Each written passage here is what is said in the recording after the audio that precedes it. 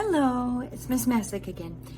Today we're going to be talking about what really is rhetoric. I think a lot of people, a lot of students like myself, know that it's teaching writing, but don't understand what it really is, and so don't understand really why we have to take it. And so we'll begin with, why do we still need rhetoric? Why do we need rhetoric today? And why do we have to take it in college? And then we'll get more into a definition of rhetoric that will continue to expand and change over the semester. But first, I have two assistant teachers that I forgot to introduce when I was going over the syllabus. This is Jagger.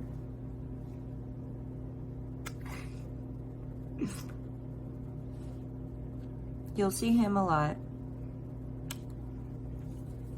He's a wiener dog, and his birthday is in 3 days. He's turning 1. And this is Bowie, also a wiener dog. And he is turning 9 on the 21st, on September 21st. And then my birthday is the 22nd, and I won't tell you how old I'm turning. You guys don't need to know that. Anyways, why do we need to take rhetoric? Why is it still part of a college curriculum? What can it do for you? Well, I'll start with some of the more practical things that concerns and practical applications that rhetoric has for our lives. One, in this classroom, we're going to be producing knowledge, creating knowledge. Even though it's a virtual classroom, we're still going to be creating knowledge. And rhetoric helps you to do that responsibly and rigorously. If you hear them barking, you'll probably hear that all semester, so just ignore that. Rigorously and responsibly, which is important because we don't want misinformation or bad information getting out there. So it helps us to produce and create knowledge responsibly and rigorously. Not just fact checking, but beyond that, critically. So that we are really making meaning of our world, right? We're being attentive interpreters of the messages that the world has for us. So that's one thing. It allows us to make meaning of our lives and of the world around us, right? And it allows us to contribute to discussions about social debates, and it allows us to immediately assess logical fallacies, what arguments are sound, our own and others, and what arguments are invalid, not sound, right? And of course, I don't really have to even mention this, but with the current political climate, rhetoric is everywhere. It's more in our face than I have ever experienced in my life before. And it's important that when we're hearing these messages all the time, we interpret them critically and are able to make meaning out of them. Okay? So that's first. Now I'm going to get a little bit more philosophical. First, you need rhetoric because you can't escape it.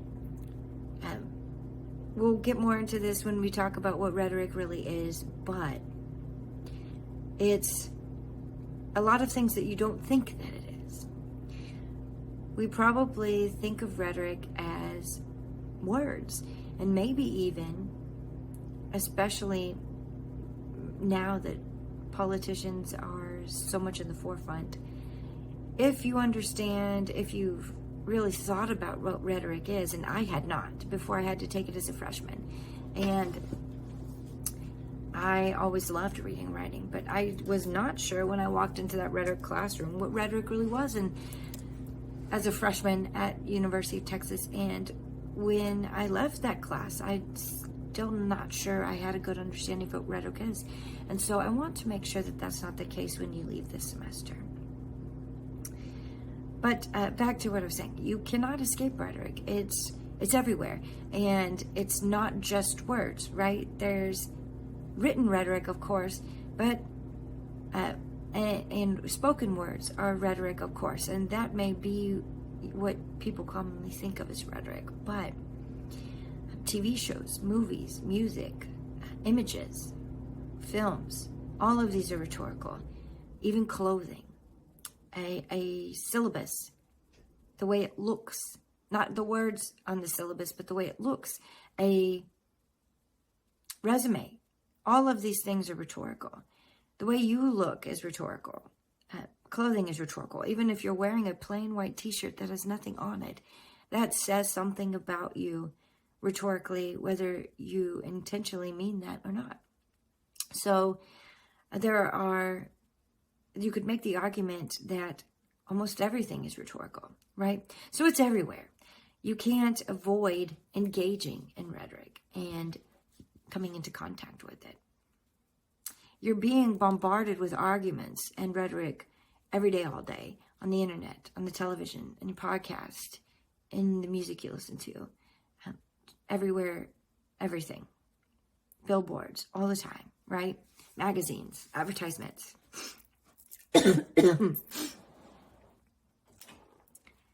So for that reason, it's important to understand it and be able to make meaning of it when you come into contact with it. Marketers are trying to sell you ideas, products. Politicians are trying to convince you of their ideas. Friends try and persuade you. That's rhetoric. It's everywhere. And some of it's pervasive. Some of it can be harmful, right? If we're not aware of its effects. Okay?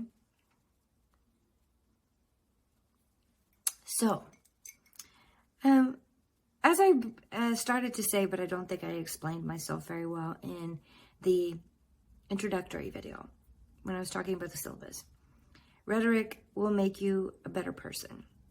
That was not really, we'll talk a little bit. This focus of this class is not classical rhetoric. That's, when you want to go on to graduate school. But we'll talk a little bit about the foundation of rhetoric. Because, and if you like it, then there's also classes at the undergraduate level where you'll talk more about the foundations of rhetoric. And that's having to do with Plato, Aristotle, and Socrates. And I think when they invented it, it wasn't the purpose to make you a better person, was not the purpose of rhetoric. At least not for all three of those guys. But it will make you a better person, because just like philosophy, the aim of rhetoric is to get to the truth, right? Is to get to the truth. So it will make you a better person. It will make you a better communicator. First rule, of course, is to know your audience. And we'll talk quite a bit about the rhetorical triangle. But audience is a main part of the rhetorical triangle. So know your audience. If you're going to convince them, you have to know what will motivate them to change their mind. You'll have to know their values and beliefs and have to respect those values and beliefs. And in doing so, you become a better person, right? Of course, there are three appeals, rhetorical appeals that we're talking about: ethos, pathos, and logos. So you'll have to know your audience, which one of those will make the most effective appeal, right? It creates an interest in people that goes beyond just a interest in what they can do for you, but a genuine interest in people, making you a better person. You study the desires and dreams of other people, what motivates them, and begin to understand and respect that. Those, even if those motivations are different from your own, and those values and beliefs are different from your own.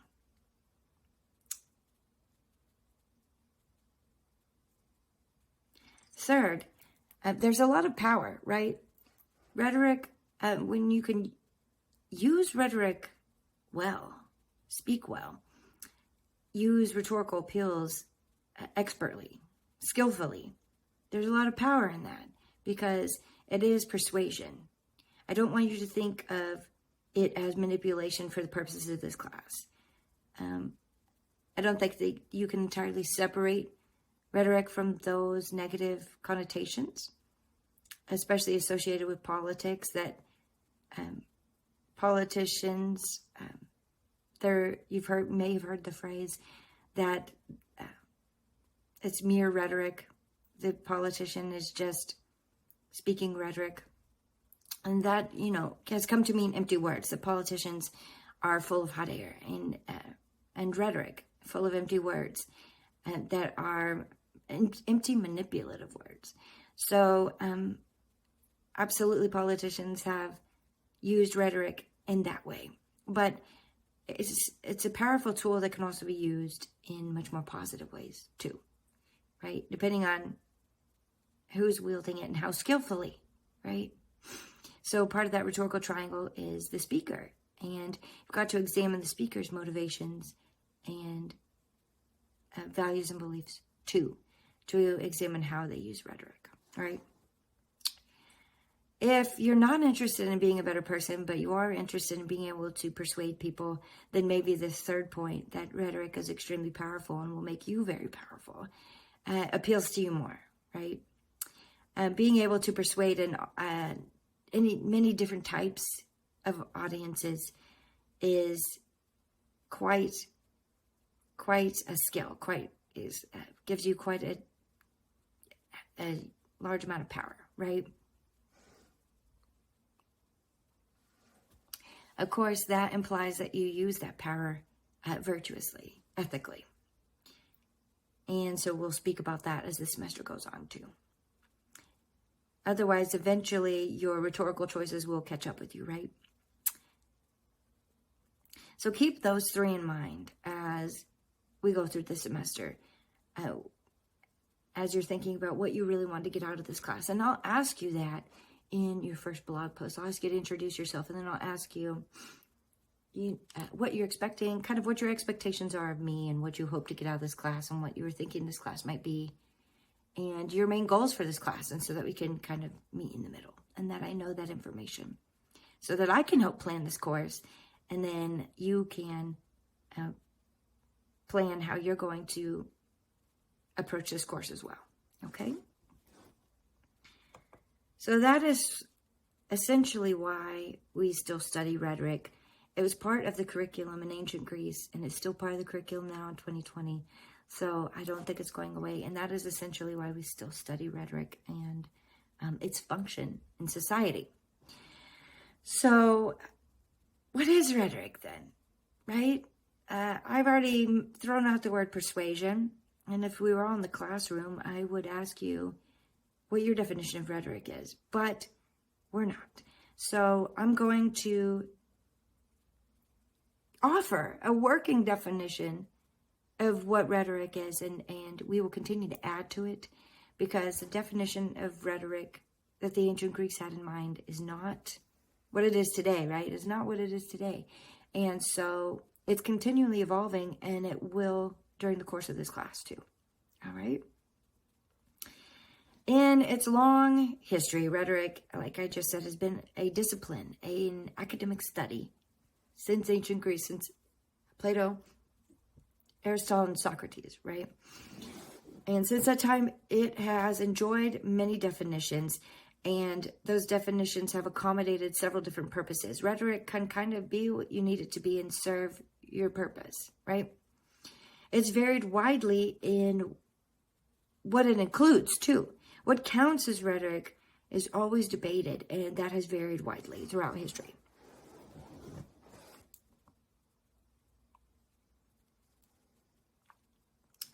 So, however, some of the things are fundamental to the definition of rhetoric. Some of the definition has not changed in all that time. And one is, rhetoric is how to perceive how language is at work, orally and in writing. And two, what hasn't changed, is it's the study of students becoming proficient in applying the resources of language in their own speaking and writing. Okay? That much you probably were pretty sure of. You knew that this was English class, it was reading and writing, right? So it's learning to apply those resources to your own reading and writing, and to examine how language works when it is spoken and when it is written. And by what I mean, how it works, not how to diagram a sentence, but how language actually functions in society as part of the human condition. Okay? Discerning how language works in your own writing and speaking, you have to divide form from content. And I don't want to underestimate anybody. This is a confusing concept that I still kind of wrestle with. So when I say this, I'm not assuming anything about your ability to understand what we're talking about here in this class. But if you don't completely grasp this concept during this first lesson, we'll continue to work with it, and we'll continue to bring it up and examine it. So there's a concept that's going to be important for the rest of this class, dividing form from content. And that simply means the content is what's actually there, the words that are actually there, right? The form is how the writer is saying what they're saying. So the words are what is being said. That's the content. Form is how the writer or speaker is saying what they're saying. So content is the message, and form is how the speaker or writer constructs the message and communicates the message. Okay? It's the what from the how. Okay? You have to divide form from content. Now, of course, we can't completely do this. We can't completely separate them. So it is an artificial division, right? It is an artificial division. Okay, so dividing form from content, and that simply means dividing what is being said from how it is being said. Okay? Rhetoric really is extremely focused on how. How we say what we mean, right? So it's very focused on the how of language, the methods and the means of communication, right?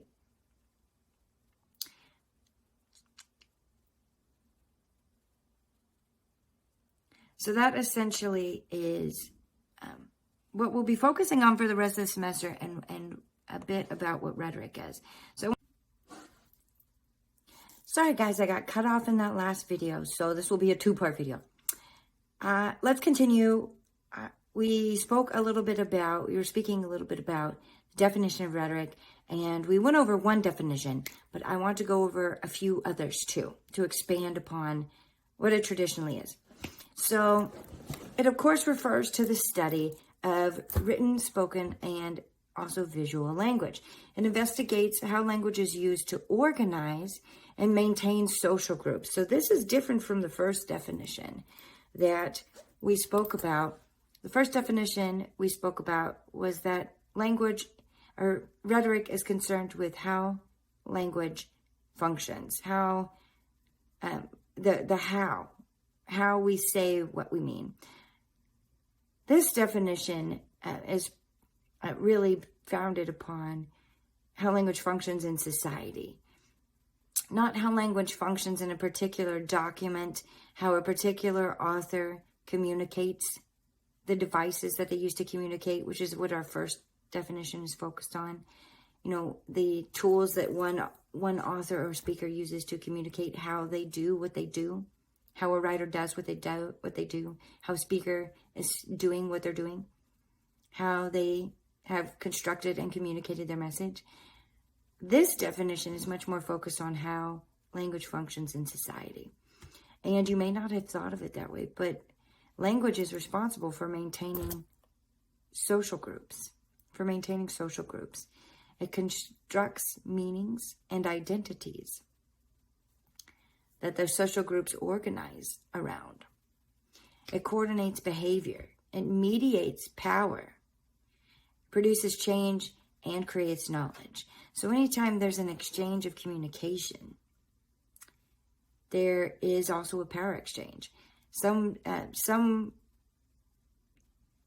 people are outside the circle of communication, will not understand, especially let's think of the example of memes.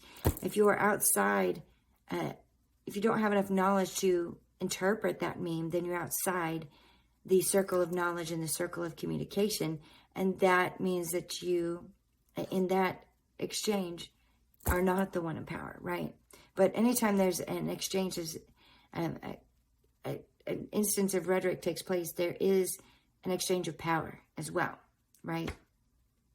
Rhetoricians also assume that language is constitutive. And that simply means that we created language and we continue to change it. But as we're doing that, it continues to change humans as well. Constitutive. It's also dialogic, meaning that it exists in the shared territory between the self and the other. Dialogue exists between you and someone else. And it is also closely connected to thought. And that's demonstrated in the mental activity that we know of as inner speech, that kind of inner monologue. It's integrated with social, economic, and cultural practices. And it is really essential to civic, professional, and academic life. So I just want to repeat there, because that was a lot that we went over. That definition was really packed. But I want to repeat the most important part of that, which is the first part. It investigates how language is used to organize and maintain social groups. And the most relevant definition that I can, or example that I can think of, are these hashtags that are used to organize and empower different groups, like Me Too or Black Lives Matter or any of these other hashtags that create social change. And so the hashtag is kind of a very new form of rhetoric, but it is the next evolution of rhetoric. And it's been really interesting to see. And if you continue to study rhetoric, then you could study digital rhetoric and get more into that. Okay?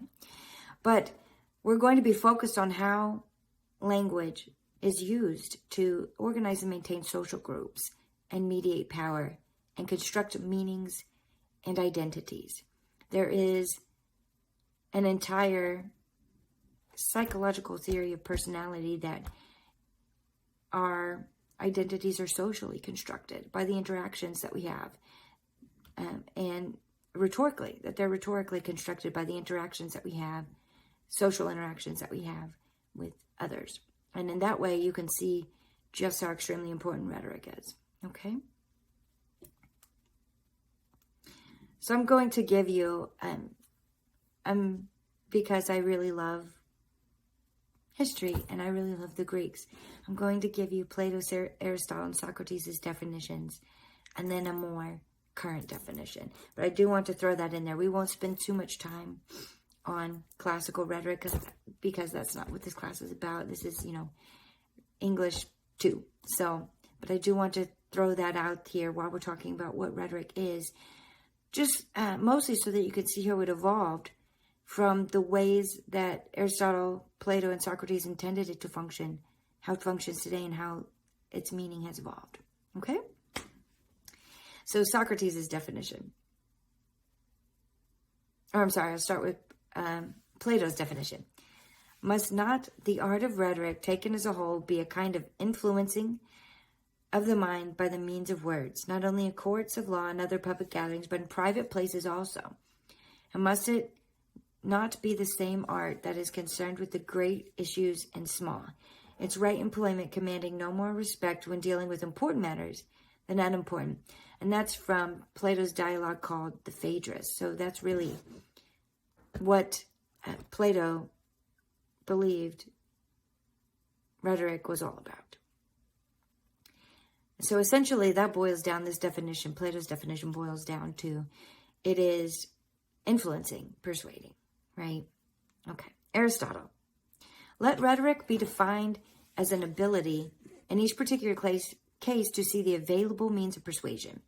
This is the function of no other art, for each of the others is instructive and persuasive about his own subject. For example, medicine about health, disease about geometry about the properties of mathematics and arithmetic, and similarly in the cases of other arts and sciences.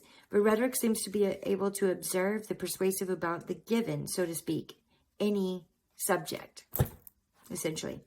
That too is why we say it does not include technical knowledge of any particular defined. So the main difference that we see in Aristotle's definition of rhetoric as compared to Plato's is Aristotle is not concerned about the truth, right? Is not concerned regarding the truth.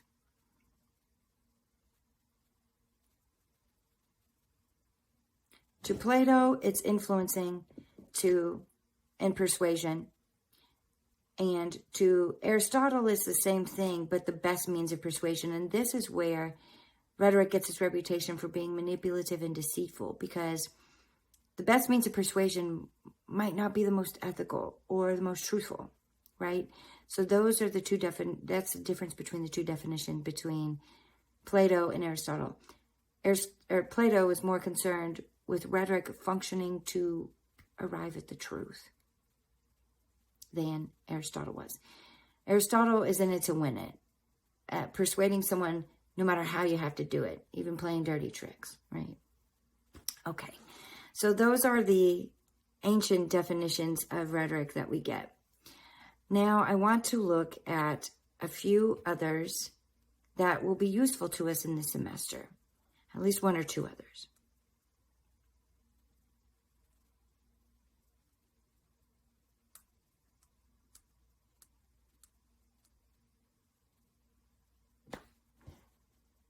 Okay, Friedrich Nietzsche, another philosopher. What is called rhetorical as a means of conscious art had been active as a means of unconscious art in language and its development.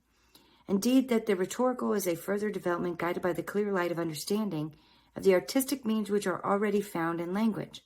There is obviously no unrhetorical naturalness of language to which one could appeal.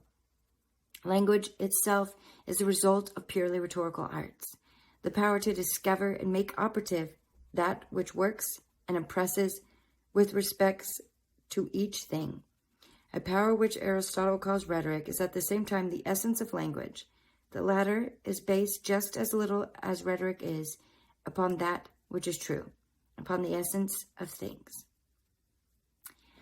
So Nietzsche here touches upon Aristotle's version of rhetoric too. But Nietzsche's main point in his definition of rhetoric is that language is necessarily rhetorical. You cannot have language that is not rhetorical. Okay, so keep that in mind. Keep all of those definitions in mind.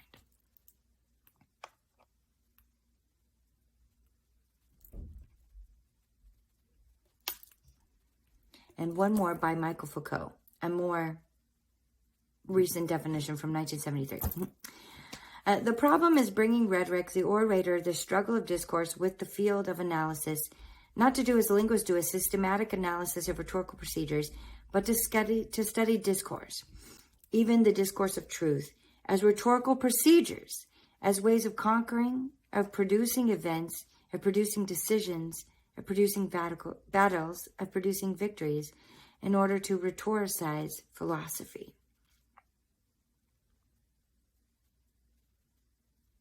Again, so we're studying, to Foucault, the study of rhetoric was the study of language to arrive at the truth, much more similar to Plato. And we are studying the procedures which allow us to obtain the truth, to uncover and discover the truth. Okay?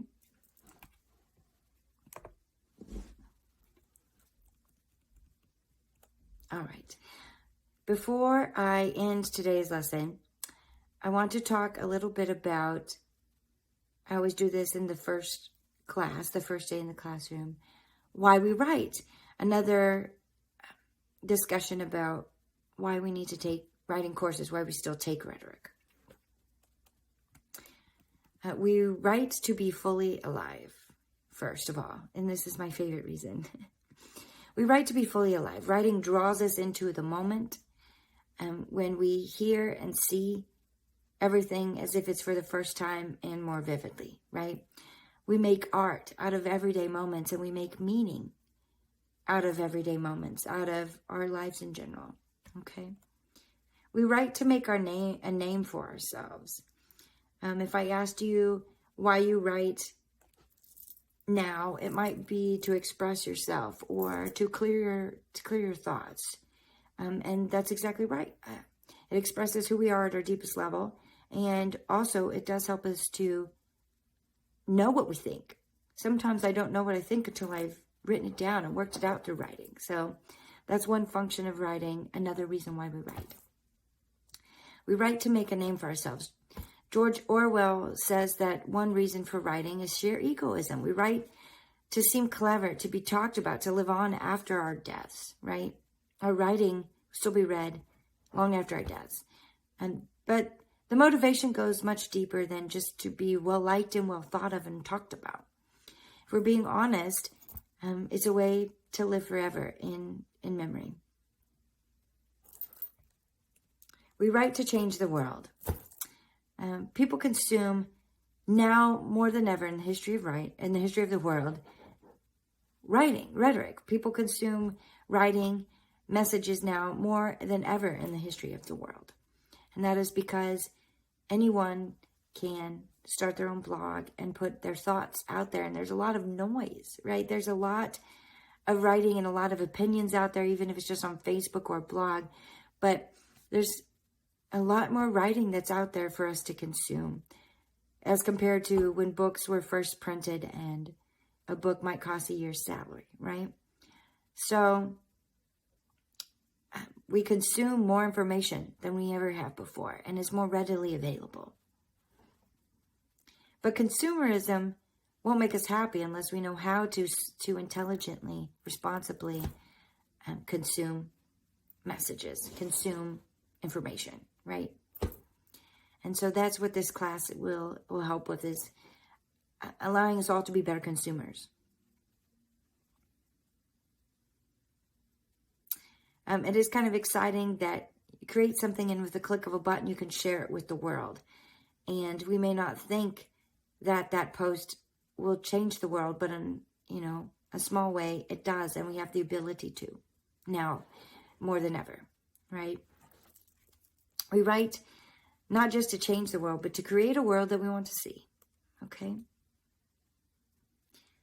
We have a built-in need as humans to make our mark on the world. We want to bring new things to life, to mold things into the image that we have in our imaginations, and to order the universe, to order our worlds. And through writing, we can do that. And most importantly, as I've already touched upon before, we write to discover meaning. And, really the main search of mankind may not be happiness, but meaning. And, there's another discussion to be had, how closely the two are linked, happiness and meaning. But either way, writing is closely intertwined with our lives and being human. So if you agree that the main search of mankind is not happiness, but meaning, writing is an essential tool to discover that meaning. Life is never made unbearable by circumstances, but only by the lack of meaning, the lack of being able to find meaning in your circumstances. And writers are uniquely gifted in this way, to find meaning for themselves and help others find that same meaning, a meaning of their own. So we write to bring meaning to the world and discover the meaning of our own worlds and share it with others. Okay, I will see you all virtually next week. Next week we'll be going over the rhetorical devices, what rhetorical devices are, furthering this discussion of what rhetoric is, the devices that make rhetoric possible. So be sure to continue to check Blackboard, log on, and complete your Blackboard post. Like I said, I will be sending out, and hopefully by the time you watch this video, you've already received it, instructions on how to post to Blackboard, okay? Have a great rest of the day.